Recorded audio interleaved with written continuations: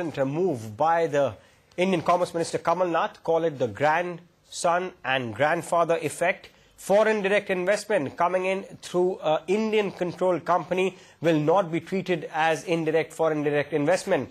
What it does is, in simple language, is allows foreign money to come into various companies, and it separates the ownership and the controlling debate, which has been persisting for a long time. This is one reason why a lot of foreign investment has been held up because of sectoral caps. But now, for the first time, because of a clarity on the definition of ownership and control and the separation of the two concepts, it looks like floodgates to dollars will just trickle in.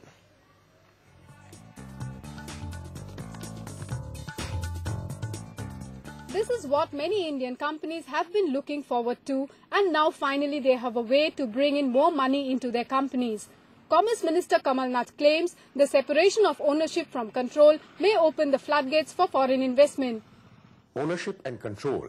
You can have a 49% ownership or a 30% ownership and not have control. Or you can have a 30% ownership and have control. So what we've tried to distinguish is, especially in sectors which have caps. Now, somebody may have 60% shares, but no control. He may have no right. They just may be investors. They may be FIIs. They may be some private equity investors. There may be the question of GDRs and ADRs. And that diverse set of foreign investors which are not interested in management or control, how do we calculate that? That is what we've tried to rationalize. So here's how it will work in a joint venture where the Indian firm owns 51% and the foreign player has 49%. If the Indian party has the controlling stake, such investment will not be considered as indirect FDI.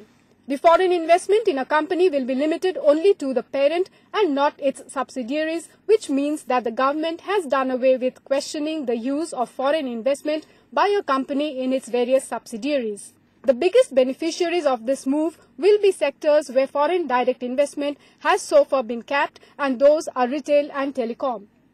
The government's using this as a solid poll pitch for the corporate. Kamal Nath says this is a good way to attract dollars in an economic crisis. Simplification of our FDI norms. So what I want to see is to see India as a good, attractive parking lot.